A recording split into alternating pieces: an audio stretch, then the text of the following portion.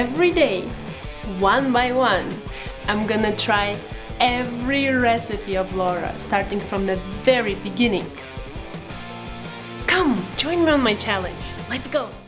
Hi everyone! My name is Ruta and welcome to the 115th day of my challenge, where I'm trying a new recipe of Laura in the kitchen every day, and then I post all of these experiments every second day. And today is the day for something sweet because I need something sweet so bad. I feel that for some reason I'm cooking more like food-like recipes. I'm trying food-like recipes and not as much of sweets as I did before when I just started this challenge, and I feel the lack of them so bad. So today is the day for chocolate walnut bars, and I am kind of cheating a bit because originally the name is okay, what was the name? Chocolate pecan bars, and as I couldn't find pecan nuts here, I googled and I found out that you kinda can substitute them with walnuts, so that's what I'm doing because I have all the other ingredients except the nuts. So I don't know, I need something sweet. So let's go over the ingredients and let's get started.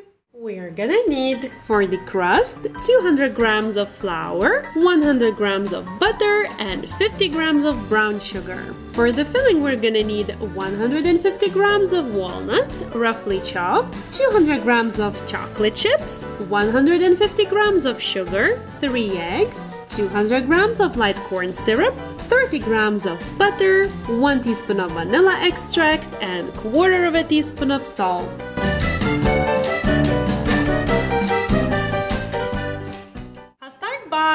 Well, preparing everything. So I have a baking sheet here, or dish, and you want ideally it to be 23 by 33 centimeters. However, this one is a little bit bigger, but I always use this one for bars and bigger baking stuff, so I know it will work. So what I will do, I will line it with parchment paper with sides coming up a little bit. This time I will trim them though, or I will leave a little bit less because last time it was just a hot mess. And if I see any area exposed, I will spray it with non-stick cooking spray so nothing sticks. And by the way, you want to leave some sides up so that it's easier for you to take it out in the end once it's done. So once that's done, I'm gonna turn my oven to preheat to 180 degrees.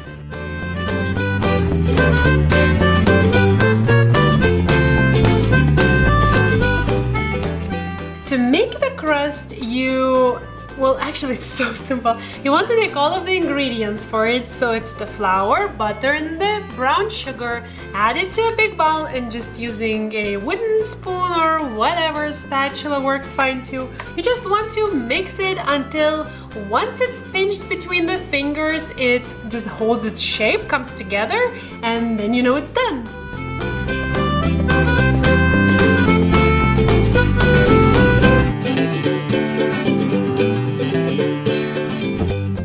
Okay, so now what you want to do, just dump all of the dough onto the prepared baking sheet, kind of distribute it evenly, and then press it onto the bottom. I wish I would have rolled my sleeves before this, but oh well.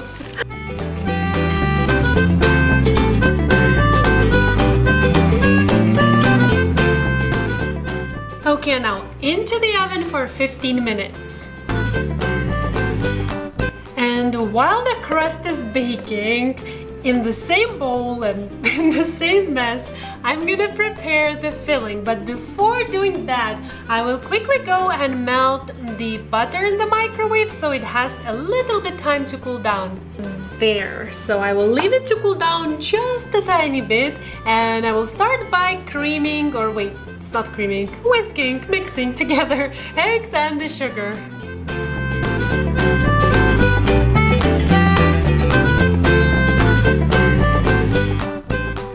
And now I'll add in almost everything else. Salt, light corn syrup, demelted butter, and the vanilla extract, and just mix to combine.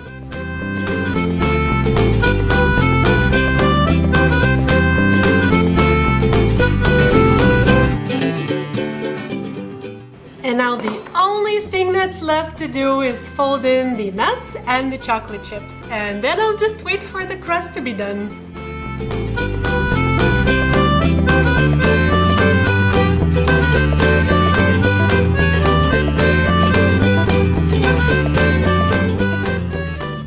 Oh man, this will be so good. Okay, so now I'll pour it evenly over the top of the crust and put it back into the oven for 25 more minutes.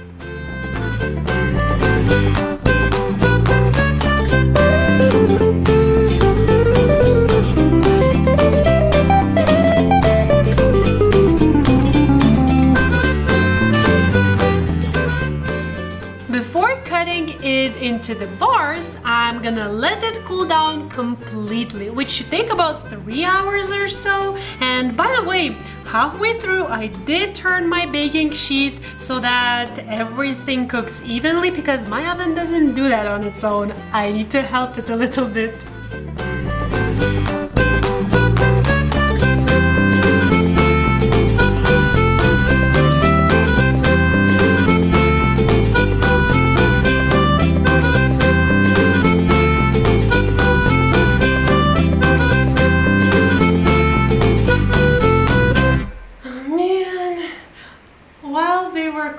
Until they cooled down, it kind of got late in a sense. It's evening already, and nowadays it's really noisy, so you just wait.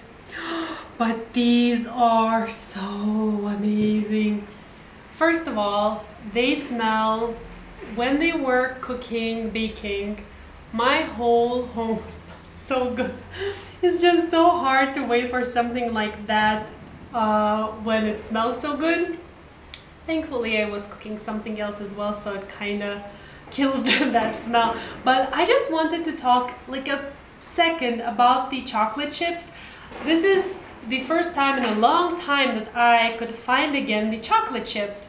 And before, I told you, I was using simple chocolate, and once you substitute chocolate chips with chocolate, it kind of fully melts and you don't see the little pieces of it. You just have this whole mass of chocolate. And now just, I don't know if you can see, but there is a photo, a thumbnail and all that, and it just looks so adorable.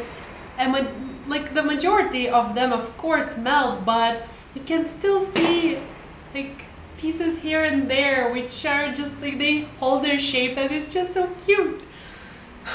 Okay. I kind of have a smell of roasting garlic because I'm making mashed potatoes again, but I will just imagine this good smell.